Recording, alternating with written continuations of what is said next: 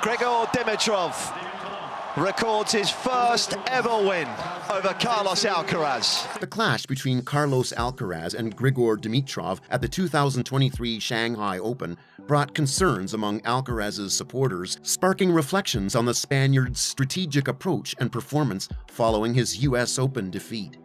What unfolded during Alcaraz's campaign at the Shanghai Open remains a point of discussion.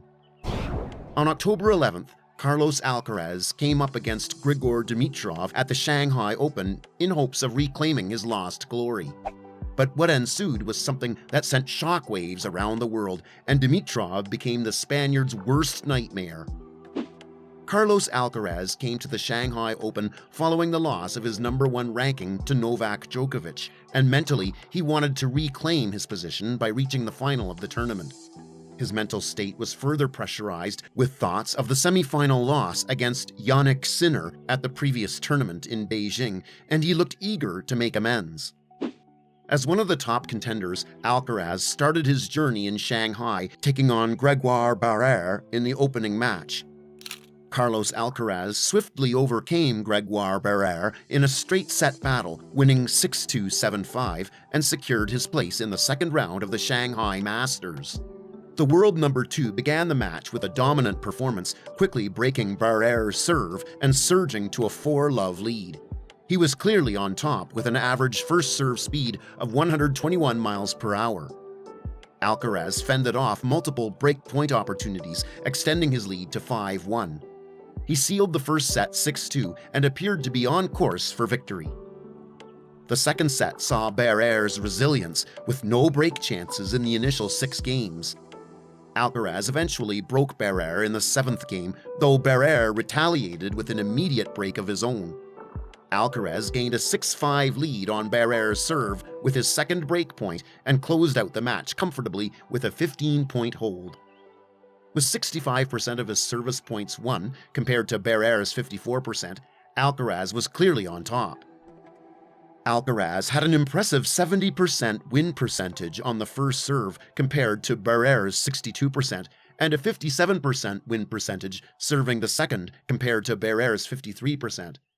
Alcaraz also outplayed Barrère at the net, winning 69% of his net points, and applied constant pressure, which induced 14 unforced errors from Barrère. This meant that now Alcaraz had to face the Brit Daniel Evans in the second round. It was a tricky test, but Alcaraz was up for it. The crowd witnessed a 2.5-hour-long clash that went right down to the wire. The match began with Evans taking the early lead of 4-1 with his relentless backhand, drop shots, and frequent charges to the net. The 5th game was where the real drama happened, and a momentum shift occurred. Alcaraz saved a stunning 6 break points during a 5th game that lasted almost 20 minutes. Alcaraz fought back hard, and he was able to play some quality games with his strong forehand and net game, managing to make it 4-all. Daniel Evans played toe-to-toe, and the set went into a tiebreak. It was a clutch situation, and Alcaraz was able to break Evans' serve and swiftly wrapped up the set, winning the tiebreak 7-1.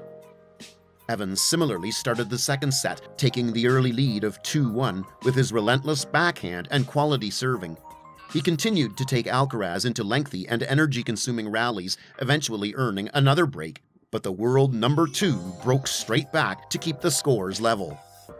The match featured a closely contested and engaging set of tennis, during which Alcaraz continuously challenged Evans' serve, but the Briton successfully defended against the Spaniard's advances. Both players held their serves until the 10th game of the set. At a crucial moment, with Evans serving at 5-4, the pressure that Alcaraz had applied finally got the better of him. The Wimbledon champion managed to break Evans' serve in the last game of the match, securing a truly hard-fought victory 7-6, 6-4. Alcaraz won 71% serving first and 63% serving second, compared to Evans, who was winning 67% serving first and just 36% serving second. Alcaraz also chipped in with 6 aces at crucial moments and won 67% of his net points. Daniel Evans also made 14 unforced errors, which were the defining factor of this game. It was a close scare for Alcaraz, and Alcaraz fans might have been thinking that things could have been a lot more different had Daniel Evans managed to sustain some more pressure in the first set. After the match, Alcaraz termed this battle as one of his toughest matches outside Grand Slams. But as things stood, Alcaraz was now inching closer and closer, and it seemed like he was back at his regal best. This time, Grigor Dimitrov stood in his way. Now it was time for the round of 16. The much-anticipated match began with Alcaraz taking time to find his range. It was a blend of some miscalculated shots, unforced errors, and momentum swings that allowed the 32-year-old Dimitrov to go up 3-2 with a stunning forehand return. Dimitrov faced a break as he attempted to serve for the set in a thrilling 10th game, featuring 2 intense rallies in which Alcaraz emerged victorious on both occasions. Shortly after, Alcaraz held his serve and then secured another break to clinch the set in just under an hour. Alcaraz came from behind to win this set, and it looked like he was all set to win the Shanghai Masters. But in the second set, Dimitrov came out all guns blazing. After a display of precise and powerful shots, Dimitrov regained his composure and swiftly advanced to a 2-love lead in the second set. He managed to secure another crucial break, extending his advantage to 5-2. The set was ultimately sealed in Dimitrov's favor when Alcaraz's return went awry, resulting in a shanked shot from the young Spaniard. They reached a deciding set, and an uncharacteristically rattled Alcaraz experienced a break in the third game due to yet another unforced error. In frustration, Alcaraz let out a roar as the match slipped through his grasp. Dimitrov remained composed and closed out his first victory over the Spaniard on his second match point. Alcaraz looked like he couldn't quite believe what just happened. The match ended in a stunning 7-5, 2-6, 4-6 victory for Dimitrov. Alcaraz had a first serve percentage of 71 compared to Dimitrov's 73. He won 69% of the points serving first, while Dimitrov won 73% serving first. Dimitrov saved 3 out of the 5 break points, whereas Alcaraz could only save 1 out of 5. Alcaraz had a total of 6 unforced errors compared to Dimitrov's 12. Dimitrov served brilliantly, delivering 10 aces at crucial points compared to Alcaraz's 4. "I knew what I had to do," Dimitrov explained in the post-match. "I understood the need to maintain constant pressure against him. Even when I was trailing and my shots weren't up to par, I had to place him in uncomfortable situations. He doesn't fare well when forced onto the defensive." When asked about the match, Carlos Alcaraz said, "I was all the time defending. I could not find a way to put myself in a position to attack." "He was on another level today, this Grigor," said Alcaraz. Now, Alcaraz fans might come up saying that Alcaraz had the better of Dimitrov in previous outings, but Dimitrov has always troubled Alcaraz with his relentless backhand and brilliant net game. The two have met 4 times, and 3 of the matches have been played in 2023, which might explain the way Dimitrov approached this game. He had all the bases covered and came with a clear game plan. What the world witnessed was something similar to the collapse of Alcaraz in the semi-final of the 2023 US Open against Daniil Medvedev, where everything seemed to be going well until it wasn't.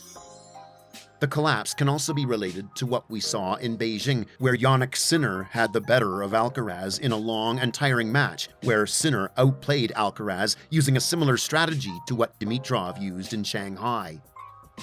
Carlos Alcaraz's strategy in the Asian Tour may have been misguided, drawing parallels with Rafael Nadal's career trajectory. Despite his moderate success, it's crucial to reevaluate tournament prioritization. Nadal's experiences post-US Open serve as a cautionary tale, highlighting the importance of a balanced approach.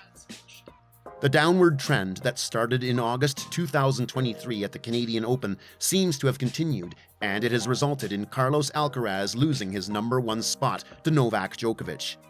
Reclaiming the number 1 position before the year's end seems now increasingly challenging for Alcaraz.